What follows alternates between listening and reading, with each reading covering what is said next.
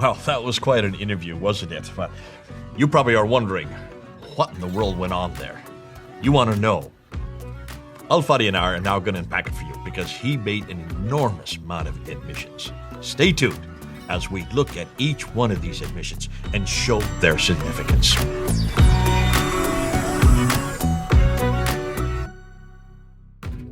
Welcome back to a continuation of this video series on creating the Quran. Of course, the last couple of episodes, I'm sure, have been very, very exciting to many of you. And at the same time, if you are a Muslim, probably the last two episodes sharing some of the comments and clips from the famous interview that took place on June 8th, 2020 between Yasir Qadhi or Dr. Yasir Qadhi and Mohammad Hijab would have been a very painful memory. And if you've never seen that interview, at least that clip probably would have enlightened you to the seriousness of that issue. So intentionally, we did not really unpack that clip last time because we wanted to at least to dedicate the whole episode just for sharing that clip and giving just a brief intro on that. Now we are going to take that interview and do, no pun intended, a deep dive on what took place in there. Dr. J, what are the issues that you would like to highlight here from that interview? What I'd like to do is unpack it. They've all looked at it. You've all seen it now. I'm going to take phrase by phrase that Yasir Qadhi said. You notice a number of times Mohammad Hijab tried to interrupt, and he couldn't because Yasir Qadhi really controlled the conversation.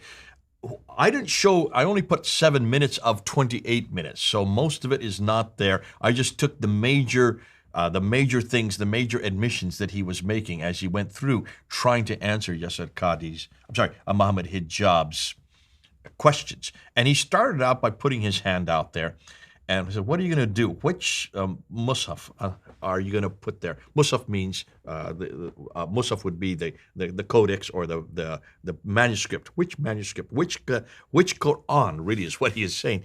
If I put a blank piece of paper, he must have asked us 2 or 3 times throughout the interview. He kept putting his hand up and saying, which one? If I give you a pen, which one are you going to write? What he was saying is it the Hafs? Are you going to write the Warsh? Are you going to write the Qalun? Are you going to write the Kasai? Which one are you going to put there? Which one is the one that's actually going to be there? And he kept on saying Hafs al-Asam. Now, when you ever hear Hafs al-Asam, that means Hafs from the stable of, or the family of Asam. Asam is the Qira'at. He is the one from Kufa. Hafs is his student.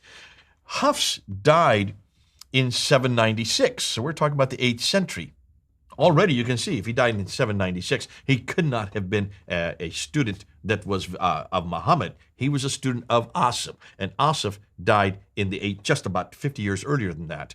So because of this, you can see immediately this was a problem. I don't think at all that Yasir Qadhi was prepared for this. You don't see it, but when he first heard it, he says, turn the camera off. You don't talk about this in public. That was the first thing. So let's go to the slide. Let's see and unpack this interview. We call it Holes in the Narrative interview because that's where he introduced this phrase. You in East, he's talking about those there in where Yasir Qadhi, he's in London of all places, that's not quite the East. You have holes in your narrative. What narrative? The Islamic narrative. That's where the standard Islamic narrative, the standard narrative. So let's put it up there and let's take a look at some of these phrases. Well, right away, which Qira'at is the one that's in heaven? Which is the one that Muhammad received? This is the question that Mohammad Hijab is asking of Yasir Qadhi. And of course, the response is, do not ask me this question. Not in public. Turn the camera off, he says. Now, we don't see that because I didn't put that in there. I should have maybe put that in there at the very beginning. But he was very clear that he did not want to talk about this. This was very uncomfortable. Why do you think he reacted like this? Well, I mean, he studied, obviously, academically, and he knows that, like you and I know, there are some problems.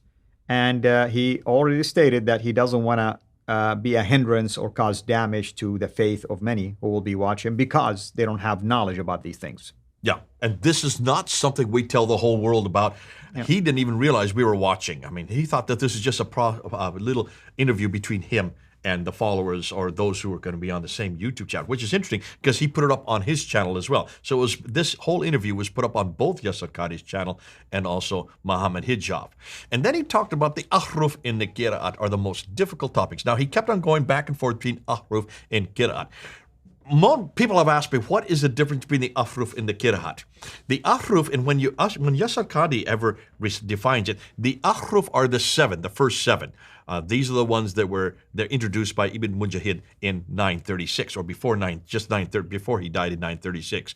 And these are the two, one from Mecca, one from Medina, one from Basra, one from Damascus, three from Kufa. And that's why it's fascinating that the majority of them are from Kufa, not even from Mecca or Medina, which you would think all seven of them should have been from the place the Prophet lived. Of the seven, 5 of them are not. They're all from up north. And remember, what we know about up north, isn't that where those are the derivations that Uthman burnt. He burnt all the ones from up north. And yet of the first 7 that were chosen by Ibn Mujahid, 5 of them come from the very places that they were burnt. Now, nonetheless, he's saying that this ahruf, let's say the ahruf are the first 7, and then the Qira'at are the others, the other 23. The problem is, the difficulty with that immediately, you can see, really the first 7 are the Qira'at. So sometimes he calls them Qira'at, sometimes he calls them ahruf. How do you explain this? Because this is how he does it. Trust me, brother, there are, if my memory serves me right, up to 40 different ways to explain this. So it is, and Yasir Qadhi made it clear that there are debates about this. Yep. Not even clear. In other times when he's talked about it, he talks about the first 7 and then the other 3 that were introduced by Jazari. So the first 7 that are introduced by Ibn Mujahid in 936, and then the other 3 at the bottom, the one I had in red, that were introduced by Al-Jazari in 1549. These are introduced in 936. So that's 300 years. This is 800 years later. Those are the 10. And so he keeps on talking about the 10, Qira'at. These are the creme de la creme, the best of the best. Those are the ones that you go to. He didn't do that in this interview because he wasn't really unpacking them like that. So those are the ones he's talking about are the ahruf. Let's just go and assume that those are the ahruf. And the Qira'at would be the riwayat, really. These are the students or the ones that come afterwards. It's interesting he mentioned that we don't tell the new converts, those who are initially, who are young Muslims, we don't talk about this. When they're intermediate, so he gave 3 different stages. The young ones, we don't talk about this. So when you first become a Muslim, don't even mention it. It's just going to confuse them, he said. When they're a little bit more intermediate, if they do come up with a question, we just said, just believe it. Just don't question about it. For those who are more advanced, like Mohammad Hijab, then we do a deep dive. He kept on talking about this deep dive. Take my class. But it sounds like Mohammad Hijab was not happy about that answer. Not only that, did you notice what he said then later on? I've never lectured on this in 25 years. You'll never hear me talk about it. So what's this deep dive that he's talking about? Obviously, even the advanced students, he doesn't know what to do with. If Mohammad Hijab, who's been a Muslim all his life and is one of the leading Muslim proponents on the internet, if he asks him this question and he can't even answer it, and then he makes it, he's proud about the fact that for 25 years he's never talked about it, what is this deep dive that he's talking about? What would you guess this is? Well, I mean, the only guess is that he's going to take him through the sources that you and I have access to try to explain to them the different opinions and what the scholars are saying. And probably at the end, he's going to say, we should take it by faith. Never question it. And he exactly says that. We're going to get to that. But notice he says, for the last 1,000 years, the scholars have not known how to deal with this. At one point in the interview, I don't have that in these snippets here, he says Al-Jazari is the world's leading authority on this, and he was living in the 15th century, and he wrote 80 papers on the Qira'at, and he never came to any conclusions. He could not solve it himself. Are you telling me for at least 1,000 years between the time of Muhammad and his companions until Al-Jazari, we still have an issue? For 800 years, we still have an issue. Yeah. And that's why the canon was closed on the Qira'at. He was the one that chose the last 3 Qira'ats and the last 6 riwayats to make 9.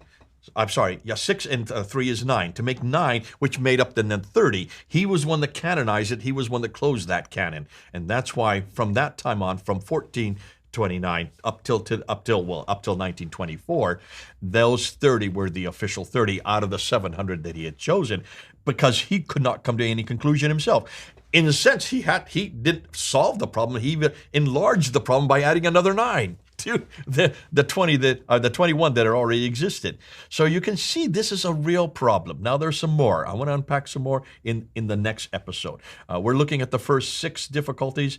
There are many more that we want to look at. We want to get up to about another 10 problems I want to unpack, but that's for the next episode. Wonderful. Thank you so much, brother. I think everybody can see now why that interview was so damaging to damaging, not to us, damaging to someone who is a Muslim, especially if you are a brand new Muslim, a convert to Islam. You can see now everything you've heard, why Islam is so wonderful, why you need to accept it as the final religion, final revelation, that it is the only way to heaven.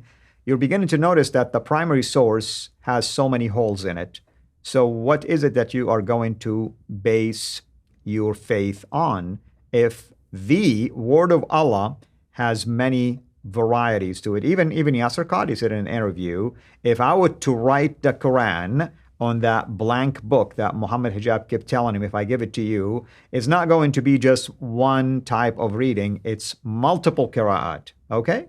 So here is a leading scholar in that field acknowledging it's multiple ways of writing, maybe a collection, an eclectic Quran, if you wish. I would have loved it if you would have said it will be an eclectic Quran, which even if you do that, it's still going to look different than the most popular one, which is Hafs.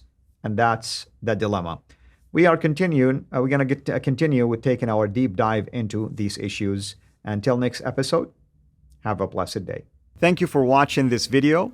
Be sure to like and subscribe to our channel, CIRA International, and click on the bell so that you receive notifications whenever we publish a new video or go live.